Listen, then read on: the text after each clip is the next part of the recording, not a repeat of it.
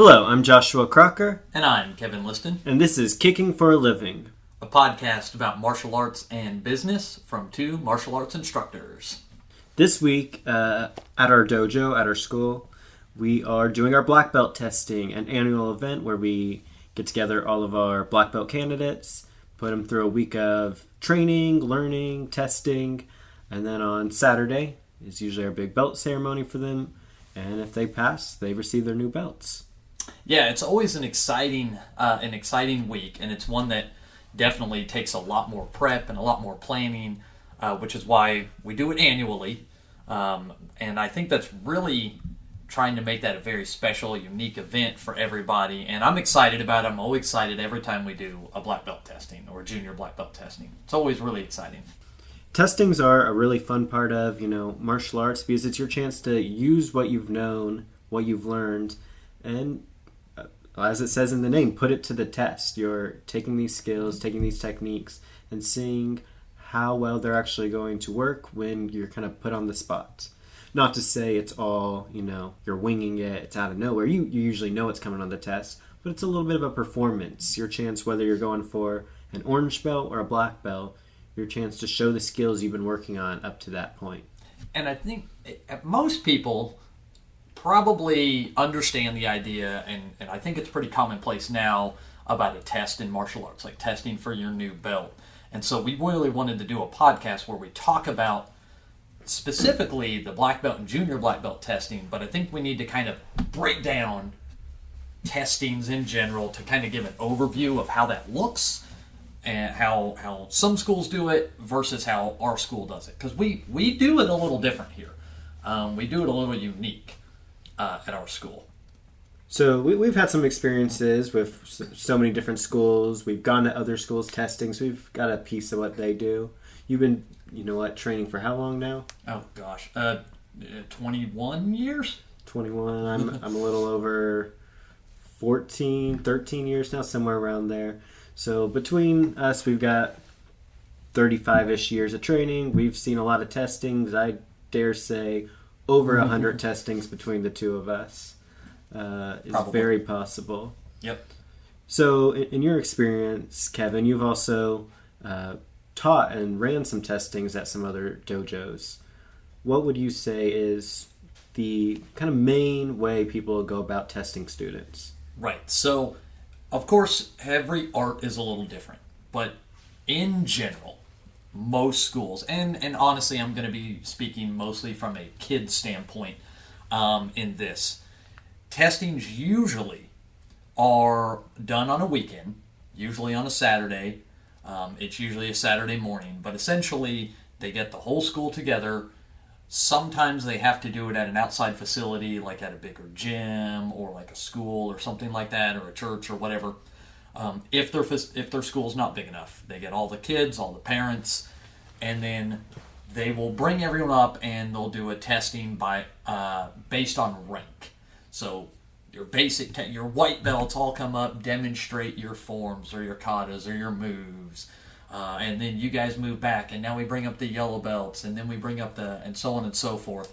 And there's usually a panel of judges who are sitting there, which can kind of be intimidating. But most of the time, testings it's a big group event. Everyone's there, everyone's excited, everyone's watching. Now, in my personal experience, while I love the community event, it is a very long day because we're there early setting everything up, and it is a lot of, I hate to say this, but it can feel like a lot of sitting and watching and waiting around for you to go up and do your test. Is this good? Is this bad? Again, I love the idea of the community. Everyone's together, the whole school's together, which I think is great.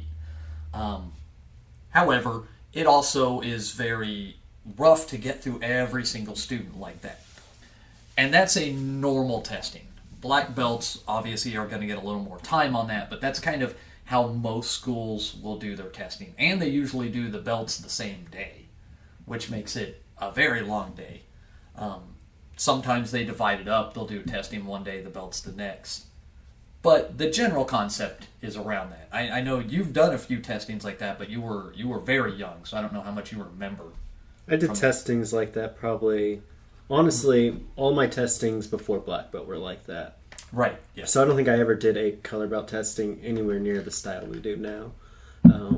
Color belt being, anything from white to brown belt or your candidate rank. But it brings up a question that'll have a different answer depending on who you ask. I feel like we would give a different answer than maybe a lot of martial artists. But what is a martial arts test? I think everyone has maybe an idea, but there has been times where I've talked with new families, new students who don't really know much about martial arts, and the idea of, testing, they don't know what the expectation with that is. So why is it important, to test for your next belt? What is that? Is it some sort of just old tradition that's been carried over? Is it a more modern part of martial arts? What's your take on it, Kevin? Well, I don't think it's modern. I think the idea of a test is pretty traditional. I think it's something that's been happening for a long time. And I think that when it comes to the expectation, I think that's where it may vary a lot. We had one of our instructors, John White, actually said this the other day, that in class, really, you're being tested every time. You're being tested every day. Every day that you come in and do a class, to some degree, you're being tested. And what he was going for was that the instructors are always looking at your performance in every single class. So it's not like they're ignoring you and then this one magical day is when they actually are paying attention. No, they're looking the whole time. And so test can be a testing of your ability and really seeing where you're at and where you've come to. Or it can be a little bit of a formality. We've kind of seen what we want to see. We've seen your performance in class. We know that you're ready. And so it's more of an exhibition, kind of showing off and let everyone else see your progress. But again, both are good. I don't necessarily think that there's anything wrong with that, if that's how a school wants to do it. But I think that that's kind of become more the norm. Yeah, they might call it a test, but really you're being tested every day, and then they're showing off. The norm. I love to, whenever I'm working with a student before they're testing, and telling them, keep practicing. And I partly do this to encourage them to keep practicing. I don't want them to, have too much of a ego or be too overconfident, but I also don't want to tear them down at all. So I always go to a student like, I don't know how you're going to do at your test. You'll just have to see. 95% of the time, we already know if you're going to pass your test before you even start it. We know when a student's going to pass the test. We don't always know when a student's going to not pass. There's been some times where we're concerned about students, and sometimes they surprise us. Sometimes it was clear they need a little bit more work still. They're not ready for the next rank. That's okay. But we know before we even start the test how it's going to go, usually. And I think that there's a lot of good merit in that, because we're not restricted like a public school by quarters or semesters or grades. There's no timeline that says if you don't do it now, you're going to have to repeat this for the entire next year. It just might mean 1 or 2 months of additional cleaning things up. And I think that that's good, because it's very disheartening for a student to go up for a test that they're not ready for and not pass. And so I think there's a good credibility in saying, let's not have you test until we think that you're ready. Now, flukes happen. Like you said, sometimes there are those students that need a little more time.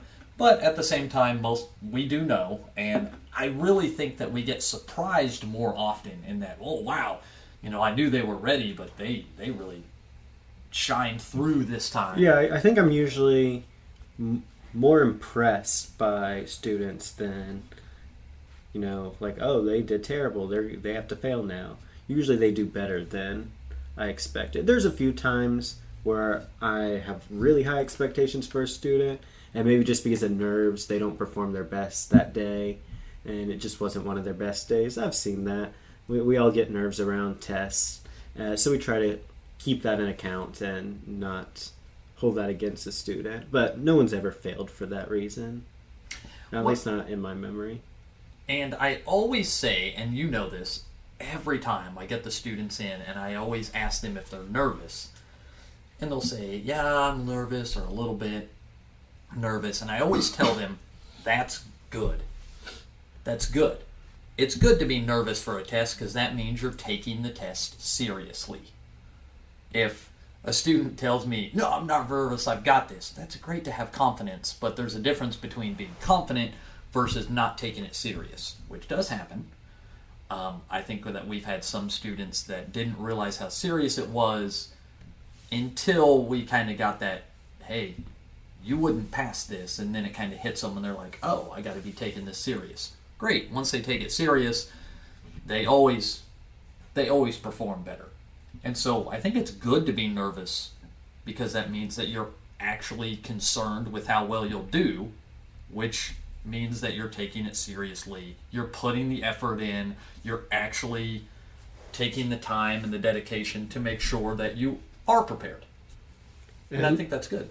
And despite what I just said, your test is not a formality.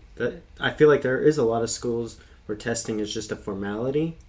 No, there's a reason we do the test.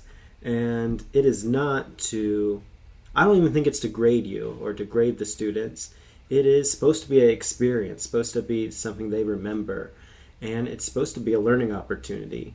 One thing I've started doing that I really like doing is at the end of everyone's test, I've got their grade sheet. And in the comment section at the very end, I'll on the left write strengths and give them all the things they're really good at. And then on the right, things they need to work on. So even when they move up to that next level, it's like, hey, here are some clear things you can get better at. Just because you were not the best at these today does not mean you're not going to pass. Because we all have things we continue to get better at, continue to work on. So take a look at the things you're really good at. These are going to be your core pieces moving forward as a martial artist. This is what makes you really talented. Here's the things you want to get better at so you don't have as many of those weaknesses in your fighting and your training. And I think that that's a good bring up because that is kind of the difference between the way we do our test at our school versus the more, I guess you could say, I won't even say traditional, I'll say common schools. And that is, like I said earlier, normally they'll come in, they'll do a test, and it's one big, huge event.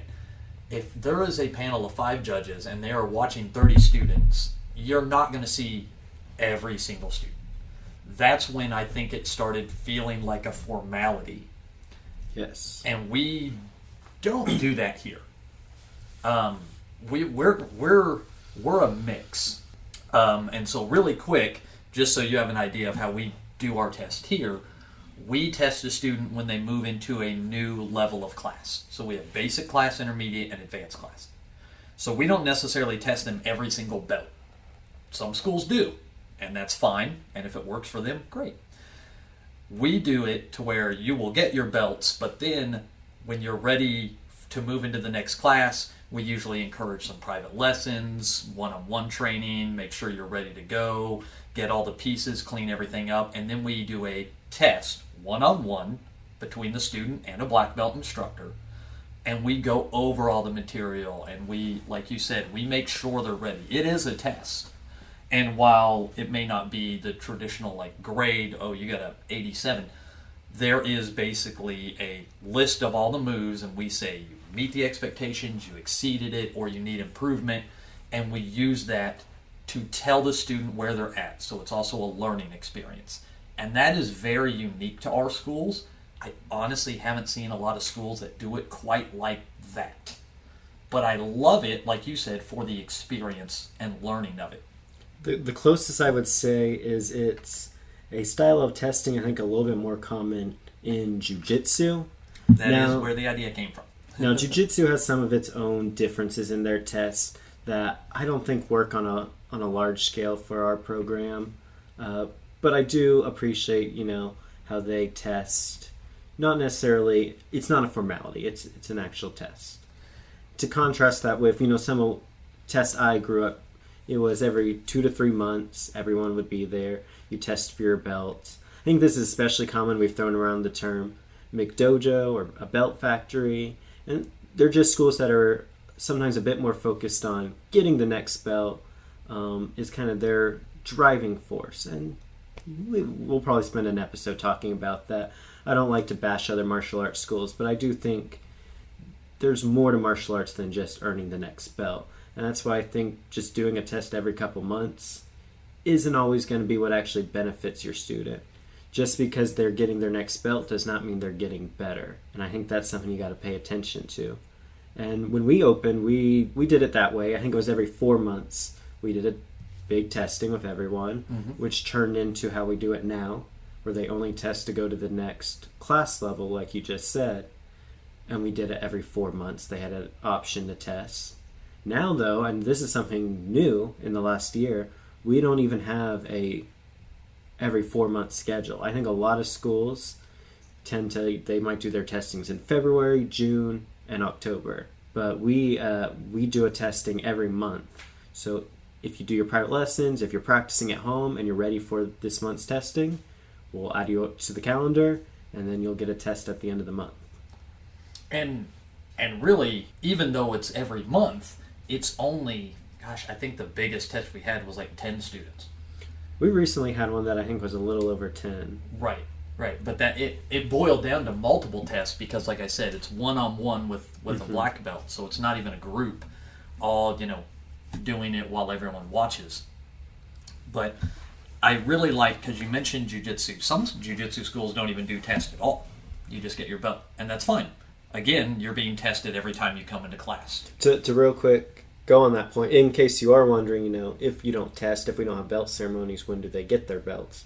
We'll give out belts within classes when you have reached your attendance and once you have instructor approval. There may be some of our students listening now who are like, whenever I fill up my attendance, I know I get my next belt.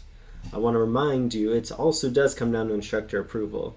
We're not just going to give out a belt if, after you make your classes, if you are not doing well, if you're falling behind on the material, which is rare. Usually, once you've been there long enough, you're usually ready for that next rank. But that instructor approval, that's why we're always keeping an eye on you in class. Every time you're on the mats, you're being tested to an extent. Sorry, you were talking about jiu-jitsu. Oh, no, because it goes hand in hand, because that's generally how a lot of jiu-jitsu does that, is they make sure you have your hours in, and they make sure that you're doing well in class, and they might do a test in that class, basically put you through the ringer a little bit, but really that's the way they're testing you. But I remember the way I did my test, it was just for blue belt, and it was only one test. But it was one-on-one. I was doing the test, me and one other partner, and then the black belt was grading it.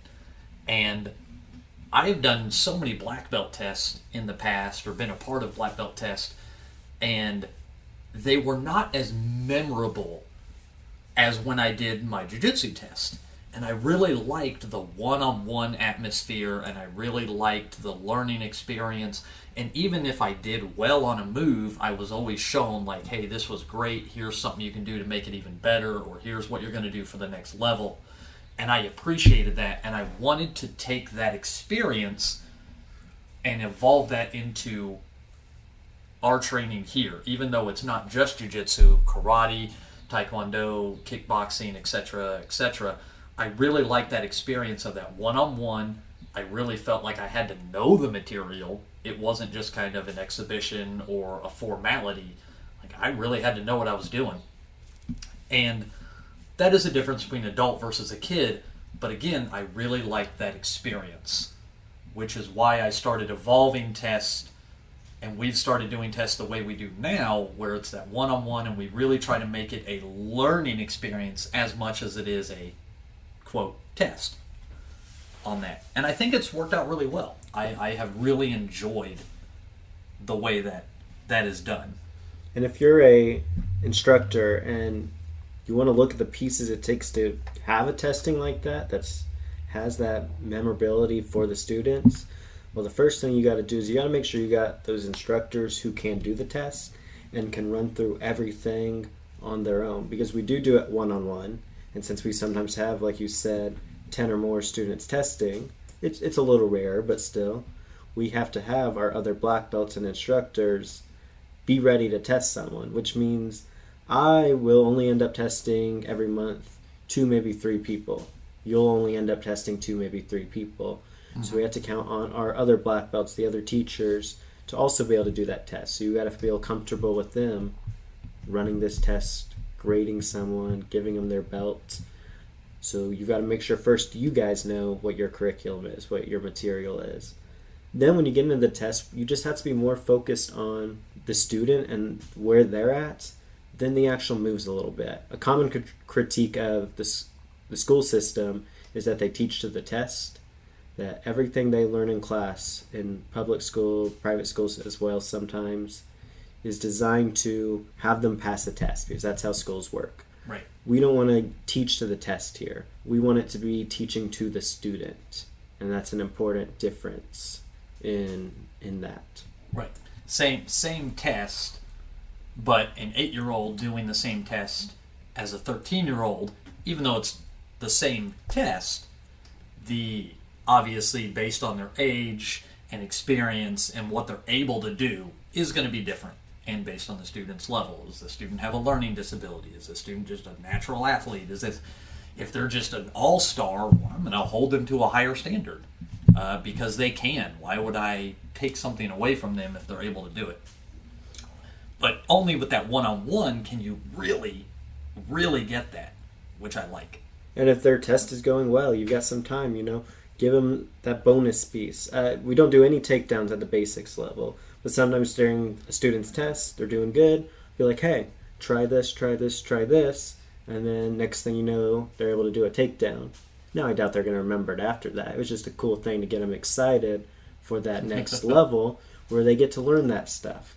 It's kind of setting them up for success in the next class level, in their next rank.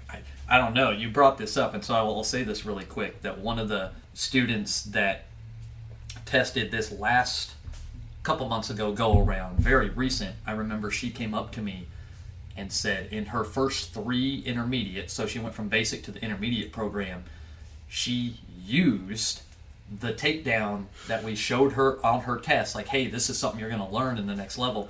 She was like, yeah, I've used that every class. Was it the hip toss? Yeah, it was the modified hip toss. Yes. I love that.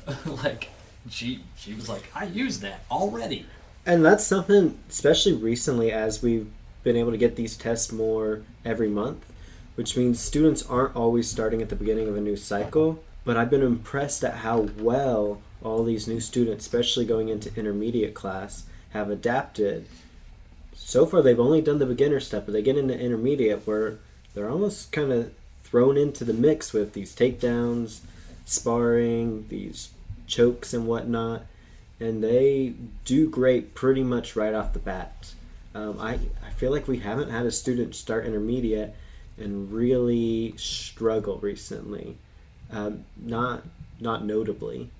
And I will say that is part. We have had that happen in the past. Yes, that's and true. I feel like with the way we've refined and reworked testing, that is happening less and less. Because I agree with you. Even the ones that might look at and say, man, I think they'll do okay, but I'm a little nervous about X, Y, or Z. And then after their first class, those nerves go away because they step their game up. It's like kind of that going through, again, that experience, they kind of step it up or grow into it. We had a testing very recently. It was on a Friday night. We test all these students. The very next morning, Saturday morning, there's an intermediate class, and there's 4 brand new orange belts. I remember warming up the class and looking out to probably a class of about 20 people, and I'm not even exaggerating when I said the 4 best performing students in that class were the people who tested the night before. The night before. They were the ones keeping their hands up. They were the ones, tucking their head behind their shoulder, kind of staying loose, relaxing, breathing, all these fighting things that we talk about, and they were ready for it. They were. Some of the students had been there a while, that maybe whether they're more comfortable, whatever. They get laxed. And that's. Yeah. I'm not saying that's a bad thing. We all get there. Sure. But that's why things like testing are really important. These events are really important because it gives you that spark. It excites you again, which I think, if you're ready, is a great segue to kind of the biggest test you'll have. Okay, I'll take that back. We always say the hardest test is either your first one or your black belt test. I think a little bit of both. But black belt test, we've got this coming up this week. So we're about to go into this week where we're going to have all these training opportunities. Last season, we definitely talked about this a bit because for us, it's one of maybe our biggest event of the year. We have a few other events we do throughout the year that are also pretty big, but testing is kind of a big deal, not only for the people testing, but for us as well. Now, it may not be the biggest event in terms of the number of people participating, True. But it is definitely the biggest event in terms of it's the longest because it's a week long. Mm-hmm. Most events are a day, a weekend. This is pretty much an all week long. There's a lot of time, effort, energy into a black belt test. And again, this is something that I think we wanted to be unique. Most schools, just so everyone has kind of an idea, when they do a black belt test, if they do a black belt test, will do that the same time as their normal test. They'll just dedicate an extra hour or two to black belt specific things. So at the end of the day, I think the last black belt test I did was about 3.5 to 4 hours. I think it was 4 hours in total. That was I think your 3 fourth degree test? Yeah, I think total like testing time, I was in the mix for about 3.5 hours, and then you have the belt ceremony and da-da-da-da-da. And you'll see some schools take the idea of an overnight test where maybe they start the students earlier, or maybe they even do some of their testing the night before. Yes. And we've taken inspiration from that, but even try to refine that a little bit over the years. And our testings have gotten better as the years have gone on, as we've been able to develop our skills more. We're more talented than we were 9 years ago, but we're also better at running testing. More talented, less flexible. But, I mean, yes, we've taken all these elements of things like, man, I really like that this school, it was the Gashaku, they would do, not all, but some of their black belt tests were overnight, and we were like, man, that's a cool idea. Let's do that. And so, but then we do it throughout the week. And the part of the reason, I think it's funny because we were listening to this, that you talked about one of your biggest things was your junior black belt test, but you don't, or your black belt test, but you don't remember much of it. Yeah, we just re-listened to that episode. But part of the reason we do it is because we want the experience. We want them to have that experience. I looked at it and I said, do I remember my black belt test? And I said, I remember bits and pieces. But I remember that it was, in the grand scheme of things, in my opinion, very short-lived. And so we decided, let's make this something that will stick with them. Even if they don't remember all of it, they're going to remember that week. And I definitely think especially these last 2 years, we have gotten better at that, because I say we don't remember some of the stuff about our black belt testing, but we still have these students who tested recently make these inside jokes about their tests. They remember these moments. Some of them humbling, some of them where they succeeded. I know that the group that tested 2 years ago, there's a picture of them after sparring, really sweaty and tired. I know that's one of our favorite pictures we've ever had taken at the school. Last year, we definitely had some moments. The slap. The slap. We got that inside joke, the name of our video about our black belt tests last year. We had it was 2 junior black belts, so we had kind of a school setting scenario for them, how to react to self-defense in schools, and what that means besides just punching and kicking. I'm sure if you ask either of those students, they still remember that part of their test, because we made sure it was very memorable. Yes, and it's also very catered because we take the time to make it each week, and because we know the students that are testing, we can cater it to that student's level, what that student needs. This is all outside of show us your technique. That's done, grand scheme of things. Give us 3 hours, we can go through that, and the rest of it is okay. Let's work on these fine details. Let's work on what you might need. Let's work on something different. Whether that's sometimes, not to give it away because every time's different, sometimes we'll have them teach us a move. I know that's something we've done. We've done a lot of down the rabbit hole where we've taken one concept and just how far down can we go. We've done a lot of, especially with the younger kids, the junior black belts, overcoming a challenge or something that's very difficult for them.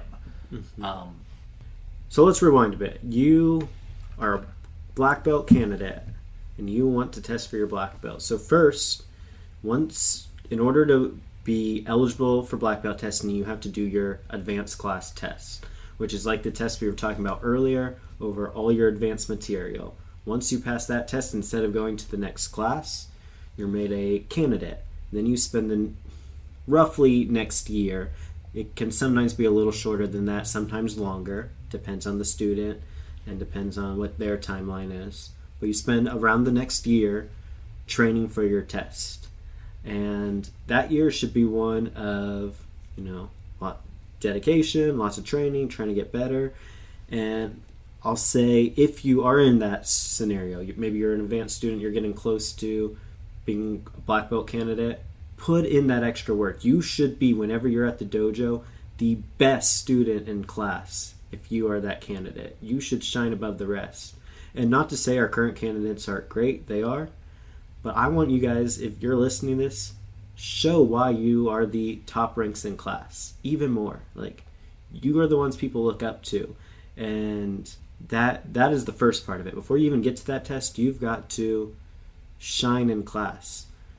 Because you will not be even allowed to test if we think you're going to fail. Like, I feel like we usually, if you are not ready, we just say, not this year. Because it is a week-long experience. It would stink to go into that whole week, spend all of this time testing, and then come Saturday, we're like, yeah, you're not actually ready. So, too bad. So, if you are going for testing, there's a strong probability that you're going to earn your black belt. Part of what black belt testing is earning it. It's that last step. I think of it less as a test, more as kind of a big challenge and a learning experience. Yeah, and it is definitely a challenge. They are tired. Yeah, they do. I'm tired. They do. Well, yes, yeah. The black belts, we all have to do it with them, so we're very tired. We're used to it though. We get to take breaks during the night. They don't. But it is a test, physically and mentally, which should not surprise any martial artist. Because we'll start them off with a run that they have to do, and they go into a running sparring. Or before we even get to that, we mentioned a week-long thing. Yes. So Monday through Thursday is usually, we're still open to everyone. It's only Friday when we close for the testing. But Monday through Friday, and Monday through Thursday, and this is our first year where we're not going to have color belt testing during the week.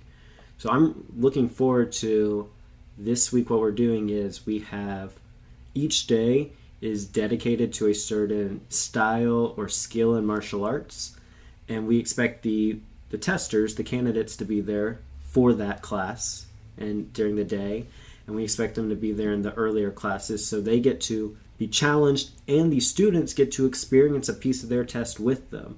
In classes, the students are going to get to interact with the testers and see a little bit of what the test looks like, and I think that's really cool because it gives these younger rank students a peek of what is ahead, gets them excited, and then they get to kind of follow the black belts throughout the week a little bit, or the soon-to-be black belts throughout the week a little bit. Right, and I think that's so important because that's really when, as we've said, you're tested in every class, that's also when we can test them on very specific things. Like you said, each day is going to be its own unique kind of pillar, whether it's takedowns or grappling or striking. We get to really kind of deep dive into those, and all the candidates have to go through that with them. But it's also important, that community I mentioned very early on, that the rest of the students see that. It gives them an idea of, like, going off what you said, you should be the best. So when they see these candidates perform, they should be like, oh, wow, I want to get there. That's what I want to look like. They get to see these students be the best and know that one day they will also be the best. You can say that with quotes. No one's ever the best. But one of the reasons since we do the test that way, we only do it once a year in June, once the kids are off school. Sorry, adults, you guys will just have to take some time off work on Friday. They've all done it. They do, and I appreciate that dedication. But we make sure only once a year, because it is a very big event, and it's not something we could do all the time. And we want to make sure the kids can be off school so they can be focused solely on this. They can get there on time. Because we sometimes also keep them after for a little extra training, or we'll have them clean up after classes. The dojo clean. Mm-hmm. Yeah, give it away. I don't think that's a surprise to any of our students here. They know that they've got to. We may have talked about this in a past episode, but one thing I really like about testing week as well is we have a modified schedule testing week, so we're actually teaching less outside of testing, which is good because we got to conserve our energy for Friday. We can't go a full work week and then be expected to stay all night on Friday. But it is nice because your time at the dojo, it feels more maximized as both a teacher and a student. We may not have all the auxiliary classes we normally do, but we make sure that the classes we do have are kind of this big deal as well. They're part of this event, as part of this test. And it's a lot more focused. We're able to put more of our focus and attention on these candidates who do, at the end of the day, they've been with us minimum 6 years or more. I don't think there's any of the ones this round who have been here less than 6 years. Yeah. And so they deserve our attention that week. They deserve that focus. They should be able to get that. And so I think it's important that they have that. But you're right. Because of that, the actual hours we're up here teaching are actually less because it's a lot more focused on these people. But that's because Friday is a full night for us. That's a long night. I love it. I wouldn't change it for the world, but it is a long night, and so I'll be excited to see and how it goes this week. How classes tonight go, starting with this. Always look forward to this time of year. But also, another thing I just thought of is we don't even get a night off. Usually we get that rest day in there. Just everyone gets a couple days off work, right? But during testing week, nope. It's partly, we have to be there because we're instructors, but it's also we want to be there. If someone asked me, hey Joshua, you still want to take a night off for testing? I would immediately say no. I want to be there for every second of it. And I'm also going to give a big shout out. We mentioned that you and myself do a lot of testings, but we also rely on the other black belts and instructors. And they are all, big shout out to our team. They are all so awesome. We do not require all of them to be there, but they all choose to be there. I don't think we've had a black belt, let alone a black belt instructor who's, even if given the opportunity, like you said, chosen to actually take that off. They're all there. I mean, at least for part of the night. Yeah, Deb's, 70, almost 70 years old. Got a couple of years, and still chooses to be there. And she lives the farthest away from the dojo. She does. So she's the oldest of us, lives the farthest away, and will still be there every day during the week, all night. Right. She's still a part of that. And she chooses to make that half an hour to 40-minute drive there and back and there and back because she wants to be there for these candidates. And I think that is so great And I also think it's important that the candidates know that, not to try to make them like feel bad or obligated, but just to know how much we do care and look forward to their progress. I mean, it is a big deal. And I want it to be a big deal. I want them to feel like it's a big deal. I think with all we've said today about testings and how we try to make it, individualized, personal to the student, I think that really comes home during the black belt testing. Throughout the younger tests, there's still a level of, structure to it, still, kind of part of just the routine of, ranking up. But come black belt testing, with how catered it is to each student, every year it's different. It really is. It is not about the black belt, it is about you guys. You guys are the ones we're focused on this week. And we want to get you to your black belt, but you guys are what make the week fun. Your guys are what tell the story of the week. Right, because we have junior black belts and black belts. So we have, kids and adults, and everyone's got their own challenges that they have to overcome. And so it is very much specifically about them, which is why we always kind of tried to keep black belt, quote, a little bit of a secret, a little bit of a surprise, kind of keep that mystery behind it for the new students of, oh, what do I expect? And there are some things that we usually always do, but then we always cater, we're always modifying, we're always changing, and so no two tests really are the exact same. There may be similar parts of each test because that's what that student needs. If we really like something we did one year, we usually try to do it again the next year, or maybe in a different way. The different parts of the test are always evolving. So without giving too much away, what would you say are some of the things that you talked about, the recreation of like a high school event, like how to deal with kids at school being a little over. What are some other experiences like that? That high school event, real quick, was one of the hardest parts of the test we've ever done for the instructors. Yes. I think the students got through it fine, but I'm not going to give any of it away. But that was one of the hardest teaching side of things we've ever done. But no, some of my favorite things, I love the things like that where it gets to be in a real scenario and we kind of try to drum up the drama a little bit. We almost get into a bit of a character, so we're trying to put them in the mindset of, oh, you are in a dangerous scenario and things are about to go down. How are you going to react? And it's interesting to see how the students react in that pressure scenario. Sparring's always a lot of fun. Every year we do a sparring portion of the test. Again, we'll kind of just throw whatever at the students to challenge them. That's always interesting. Something we've done in the night on Thursday nights in the past is, you mentioned, have them teach a move. Last year, I was really impressed with just the ability to teach a technique just from watching us. How our testers are able to teach to a group of black belts and how confident they are in doing it as well. That it can be scary getting up in front of all your teachers and telling them what to do, teaching them the move. They do great at that. Oh, I was ecstatic.